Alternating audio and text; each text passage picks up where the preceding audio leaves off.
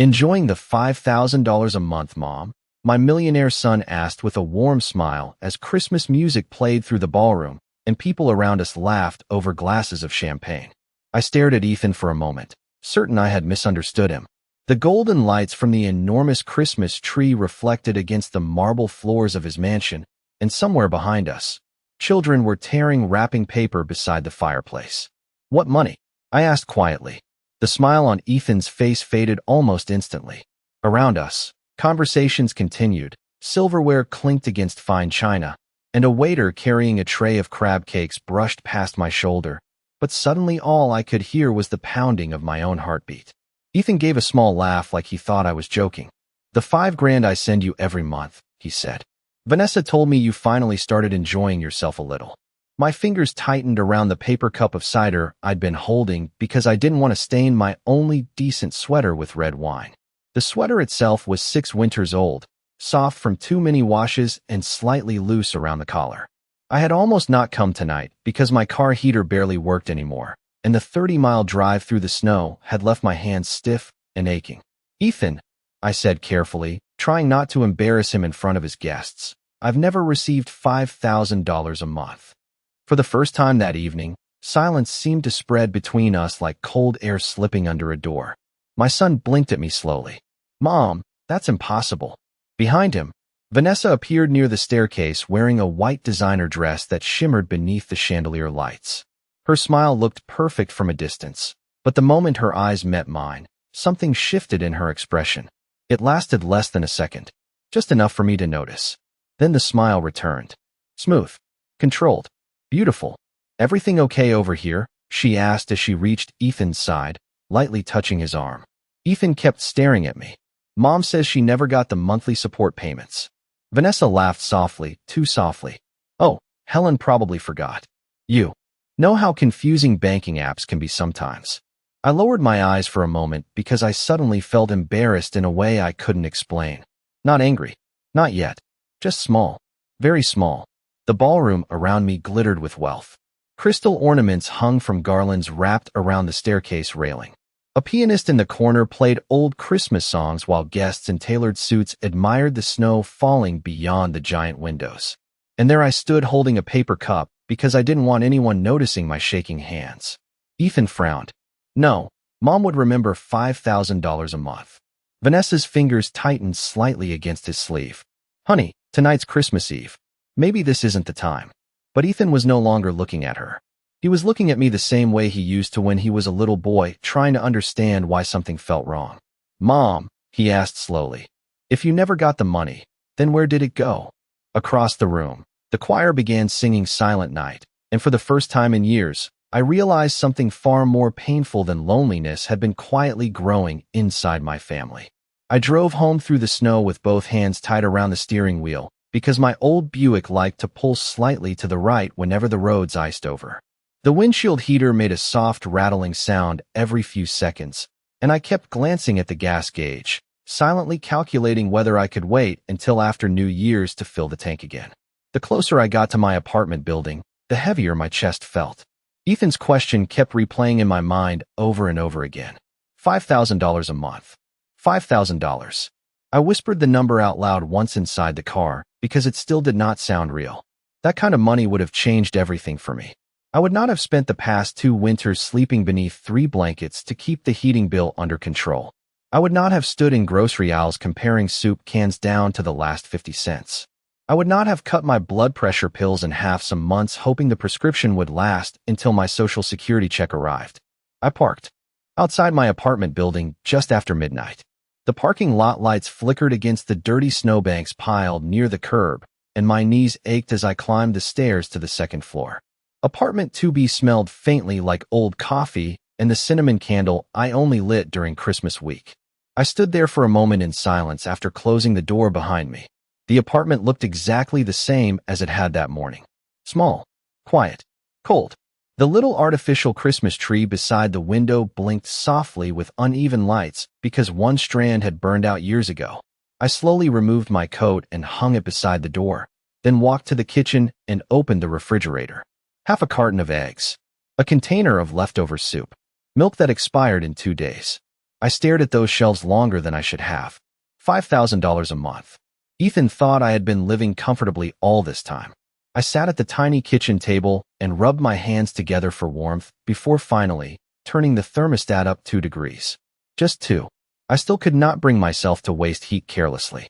Outside the window, snow continued falling across the parking lot in thick white waves. I remembered Ethan as a little boy standing beside me at another kitchen table decades earlier, proudly counting coins from his piggy bank because he wanted to buy me a birthday present himself. He had always been thoughtful, gentle. Even after becoming successful, he still called me every Sunday for years. Then Vanessa entered his life, and slowly the calls became shorter, then less frequent. Eventually, she started answering his phone sometimes. He is in a meeting. He is exhausted. We are traveling this week. Little things at first. Easy things to excuse.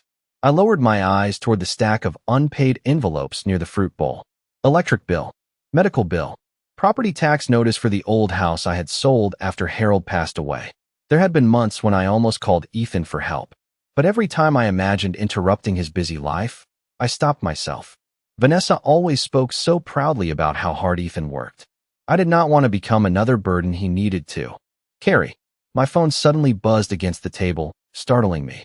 Ethan's name appeared across the screen. I stared at it for several seconds before answering. His voice sounded different now, quieter, older somehow. "Mom," he said slowly. "I think we need to talk about Vanessa." There was a long silence on the phone after Ethan mentioned Vanessa's name. I could hear voices in the background at his house, distant laughter, the clinking of glasses, Christmas music still playing somewhere behind him. But his voice sounded far away from all of it now, like he was standing alone in the middle of a crowded room. "Mom," he said carefully, "how long have you been struggling financially?" I looked down at the small kitchen table where the wood veneer had started peeling near the corners years ago. I traced one of the cracks lightly with my finger before answering. "I have been managing." It was the same answer I had given everyone for most of my life. After Harold died, after I sold the house, after my arthritis started making it difficult to stand for long hours. Managing. Ethan let out a slow breath. "That is not what I asked." I closed my eyes for a moment because suddenly I could hear the exhaustion in his voice. Not anger yet, just confusion. The kind that settles into someone when the world no longer fits together the way it did an hour earlier. "Things have been tighter these past couple of years," I admitted quietly. "But it is not your responsibility to worry about me." Another silence.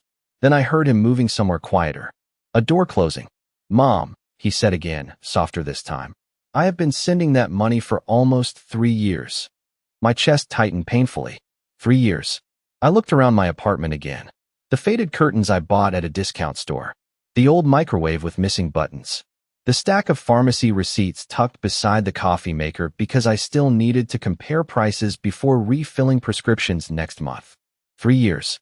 Ethan lowered his voice further. "Vanessa handled everything. She told me you were finally traveling a little. She said you upgraded your car last year." I almost laughed at that, though nothing about the moment felt funny. Outside my window sat the same Buick Harold bought secondhand 12 years ago before cancer took him. The passenger side door only opened from the outside now. "No," I whispered. "I never upgraded anything." Ethan did not speak immediately after that. I imagined him standing in his office with one hand pressed against his forehead the way he used to when solving difficult problems as a teenager. He had always needed facts to make sense of things. Numbers, patterns, logic. But families were different. Betrayal inside a family did not arrive cleanly. It spread quietly through conversations, assumptions, missed visits, and little lies repeated often enough to sound true. "There is something else," Ethan finally said. "I bought you a lake condo in Vermont 2 years ago." I felt my entire body go still. "You what?" "It was supposed to be your retirement place. Vanessa said you loved it. She told me you wanted privacy and did not want anyone visiting all the time."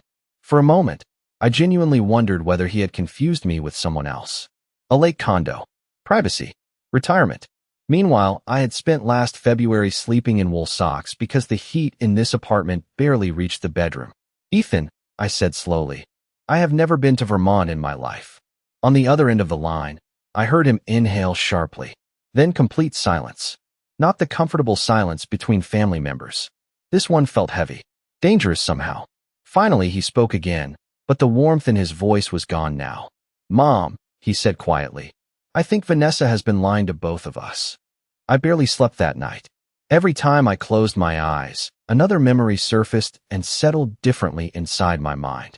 Small things, ordinary things, moments that once seemed harmless, but now carried a strange weight I could no longer ignore. Around 3 in the morning, I gave up trying to sleep and wrapped myself in Harold's old flannel robe before walking into the kitchen. Snow still covered the parking lot outside, glowing pale blue beneath the streetlights. I switched on the coffee maker and stood there listening to the familiar sputtering sound while my thoughts drifted backward through the years. Vanessa had always been charming in public. That was the unsettling part. Elegant, thoughtful, the kind of woman who mailed handwritten thank you cards and remembered birthdays without needing reminders. When Ethan introduced her to me 6 years ago, I remembered thinking how polished she seemed compared to the loud girls he dated in college. She brought expensive wine to dinner and complimented my cooking even when the roast turned out dry. Harold liked her immediately. "She knows how to make people comfortable," he whispered to me after meeting her the first time. But somewhere along the way, comfort quietly became distance. I poured coffee into my chipped ceramic mug and sat by the window. The apartment heater clicked weakly behind me. I remembered the first Christmas Ethan missed after marrying Vanessa. She had called personally. "Helen, we are so sorry," she said warmly. "Ethan is exhausted from work, and honestly, I think he just needs a quiet holiday this year." I told her I understood. I even defended them when neighbors asked why my son was not visiting. The next morning, Ethan posted photos online from Aspen. He and Vanessa stood beside a massive fireplace wearing matching white sweaters while snow fell outside their resort window. At the time, I convinced myself it had been a last-minute business trip. Now I was not so sure. Another memory surfaced. 2 years ago, I mailed Ethan a handwritten letter after my surgery because I had not heard his voice in months. He never responded. 3 weeks later, Vanessa called sounding concerned.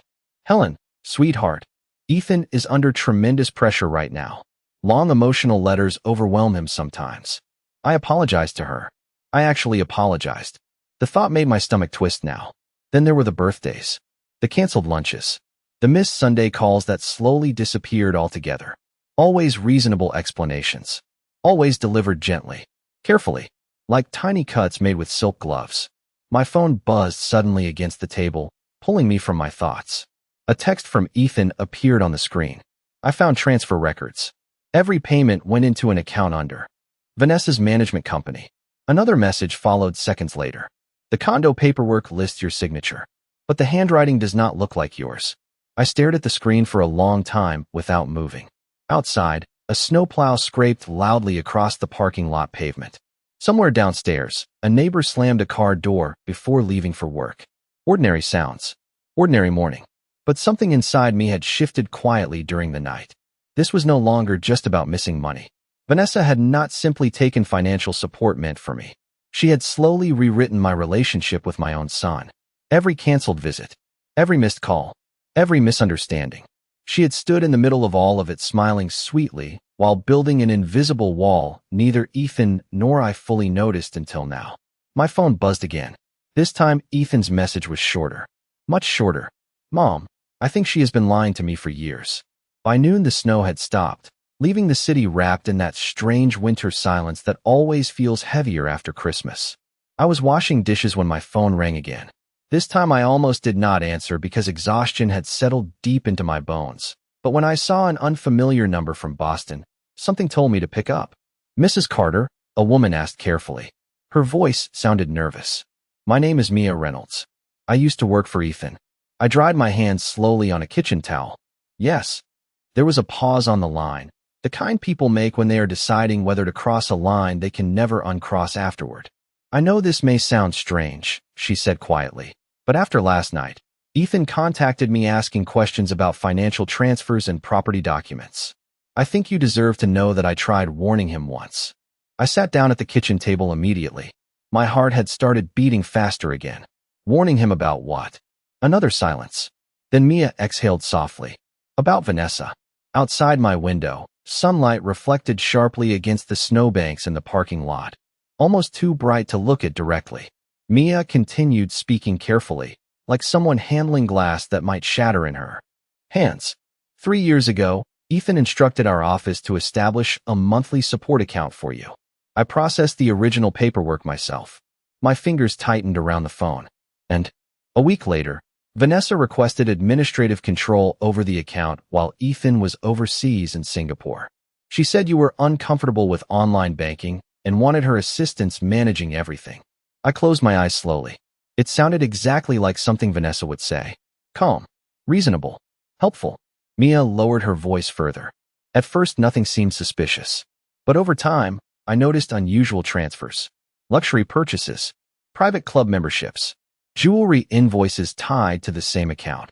I stared across my apartment toward the little Christmas tree still blinking beside the window. Last winter, I had sold Harold's watch collection one piece at a time to cover medical expenses after my insurance deductible increased. Meanwhile, Vanessa had apparently been buying jewelry with money my son believed was helping me survive. Why did you not tell Ethan? I asked quietly. Mia hesitated. I tried once. Vanessa always intercepted things before they reached him. Emails disappeared. Meetings were canceled. She controlled his schedule more than people realized. My stomach twisted painfully because suddenly another memory surfaced. 2 summers ago, Ethan had promised to visit me for my birthday. I cooked all morning that day. Roast chicken, peach cobbler, his favorite cornbread stuffing, even though it was July. 2 hours before dinner, Vanessa called apologizing sweetly. Helen, I feel terrible. Ethan got pulled into an emergency investor meeting. Later that night, I saw photos online from a yacht party outside Miami. Ethan smiling with business clients while Vanessa leaned against him in a white dress. I remembered feeling embarrassed for even believing he was coming. Mrs. Carter, Mia said gently, pulling me back to the present. There is something else. My throat tightened. What? The condo paperwork. She paused. I think your signature was forged. The room seemed to go completely still around me. Even the old refrigerator humming beside the counter suddenly sounded far away.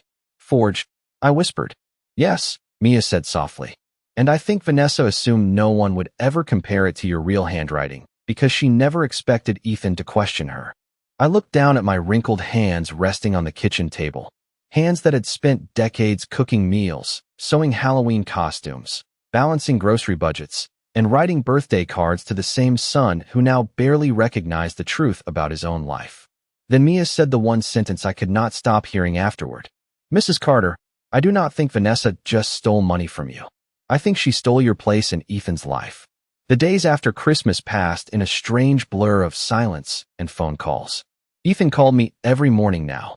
At first, the conversations felt awkward, almost formal, like two people carefully walking across thin ice.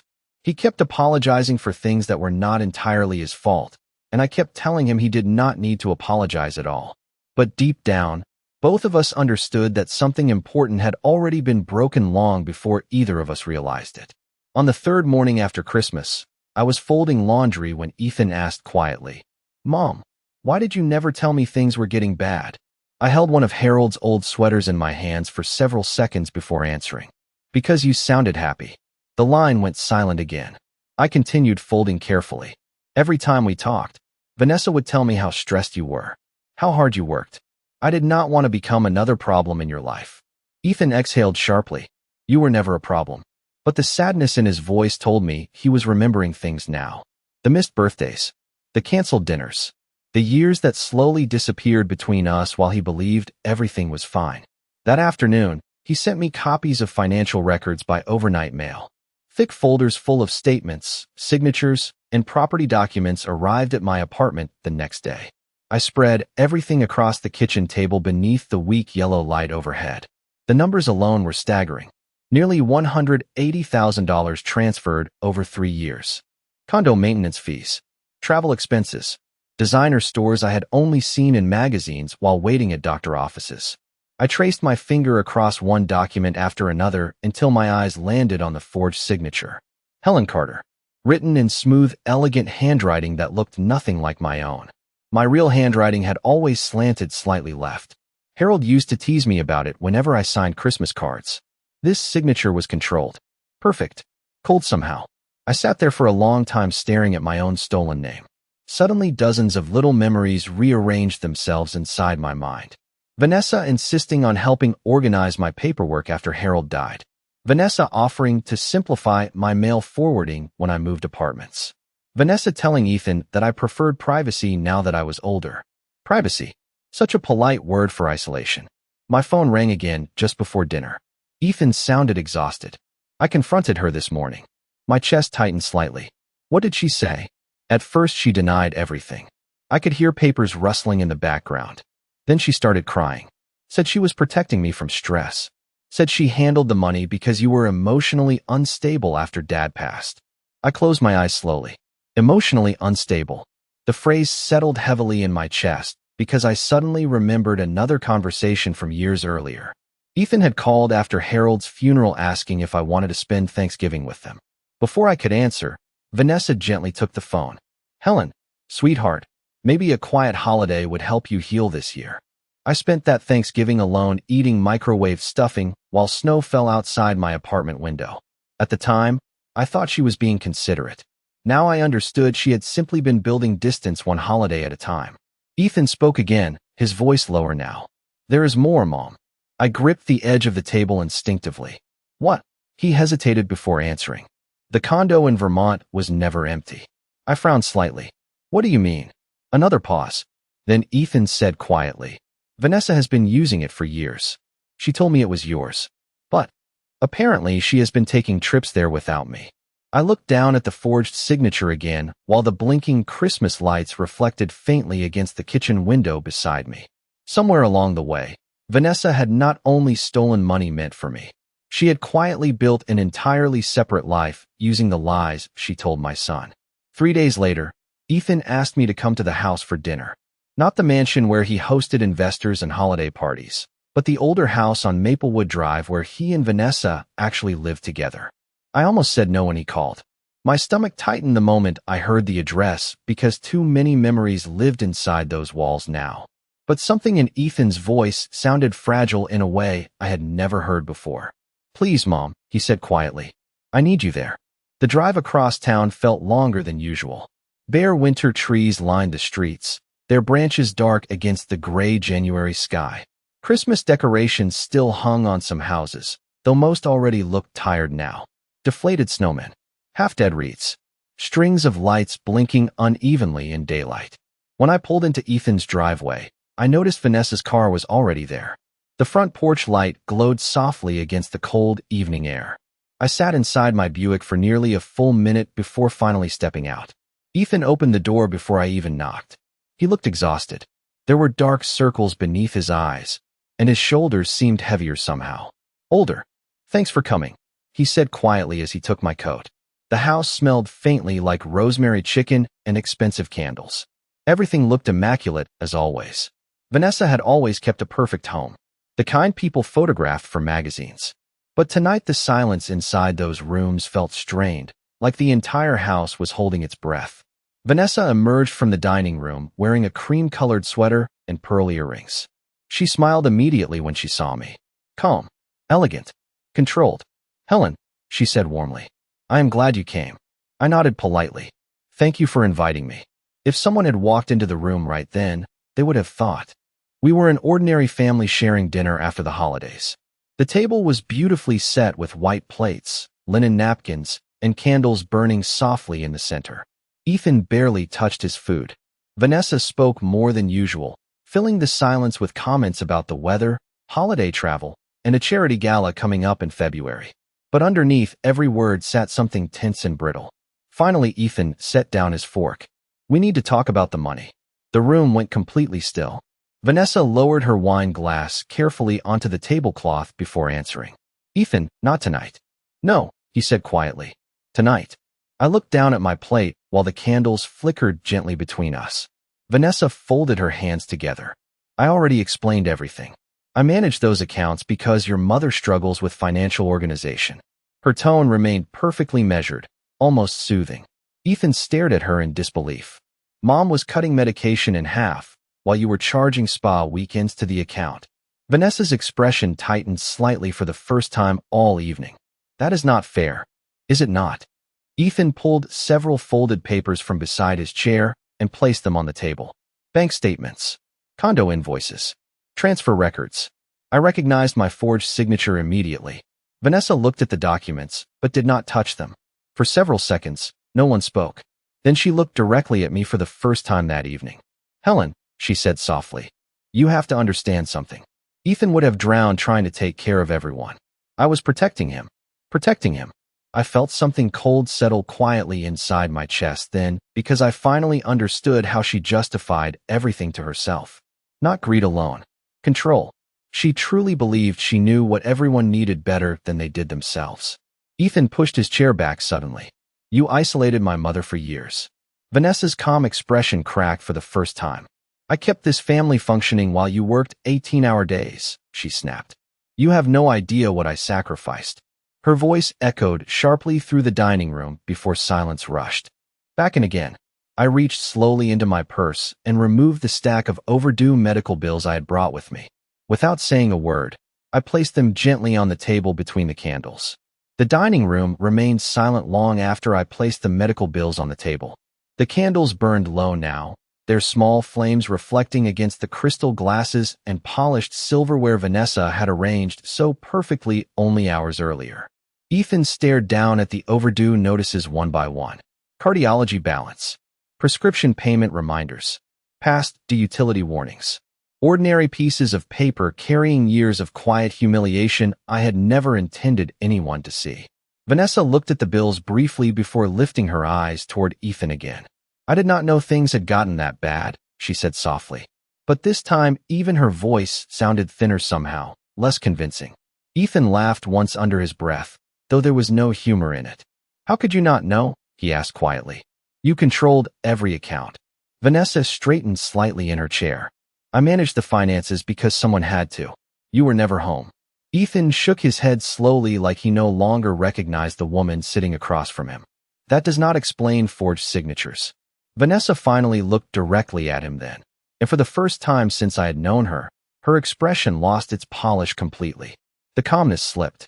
Not dramatically, just enough to reveal exhaustion underneath. You think I enjoyed any of this? She asked quietly. You think it was easy holding everything together while you buried yourself in work? Ethan stared at her in disbelief. You stole from my mother. I borrowed money from accounts you barely monitored, she snapped suddenly. And every single thing I did was to maintain the life you expected. Her voice cracked sharply through the room before falling silent again. Outside the dining room windows, snow had started falling once more, soft white flakes drifting beneath the porch lights. I sat very still listening to both of them because suddenly they no longer sounded like husband and wife.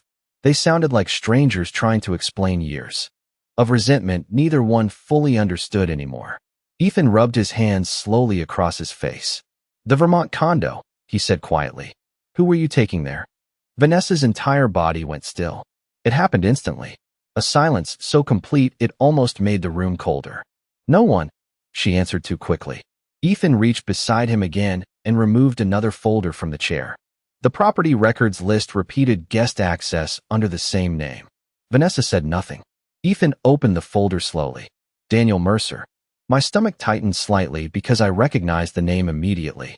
Daniel had been one of Ethan's business consultants years earlier. Charming. Smooth-talking. The kind of man who smiled too easily. Vanessa lowered her eyes toward the tablecloth. It was not what you think, she whispered. Ethan let out a quiet breath that sounded almost painful. I do not even know what to think anymore. No one spoke after that.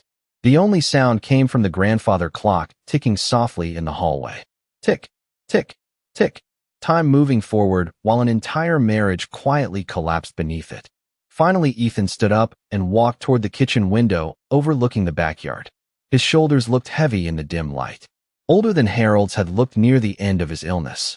Vanessa remained seated at the table staring down at her untouched wine glass. Without the perfect smile, without the polished voice, she suddenly looked strangely ordinary. Tired. Hollow. Small. Ethan spoke without turning around. I contacted Benjamin Holt this afternoon. Vanessa's head lifted sharply. Benjamin Holt had been Ethan's attorney since he sold his company years earlier. Why? She asked carefully. Ethan finally turned back toward her. Because the moment I confirmed the forged signatures, this stopped being a family misunderstanding. His voice remained calm, but there was something colder inside it now. Something final. And because our prenup has a fraud clause, Vanessa's face lost all color. January passed slowly after that dinner. Lawyers became involved almost immediately, though Ethan tried his best to shield me from most of the details. Benjamin Holt handled everything quietly and professionally. Accounts were frozen. Property records were reviewed.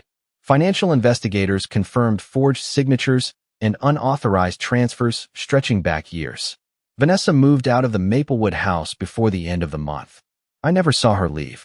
Ethan told me she packed while he was meeting with attorneys downtown. By the time he returned home that evening, half her closet was empty and the house felt strangely hollow. "It is quiet now," he told me over the phone later that night.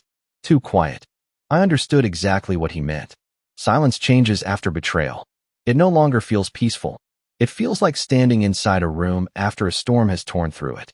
In February, Ethan started visiting my apartment every Sunday morning again. At first, he arrived carrying groceries I did not ask for. Fresh fruit, soup from the Italian deli across town, good coffee instead of the cheap kind I bought myself. Then one Sunday, he showed up with a toolbox and spent 4 hours repairing things around the apartment I had stopped noticing years ago. A loose cabinet hinge, a leaking faucet beneath the kitchen sink, the broken hallway light outside my door. I stood in the kitchen watching him work while snow melted slowly outside the windows. For the first time in years, he looked less like a wealthy businessman and more like the young man Harold and I raised together. Quiet, focused, kind. "You do not have to keep doing all this," I told him gently while he tightened a screw beneath the sink. Ethan sat back on the floor and looked up at me. "Yes," he said softly. "I do." In March, Benjamin finalized the financial settlement. Ethan recovered most of the stolen assets, including the Vermont condo. He asked if I wanted to see it someday, but I told him no. Some places carry too many ghosts before you ever step inside them. Vanessa sent me one letter during that time. Just one.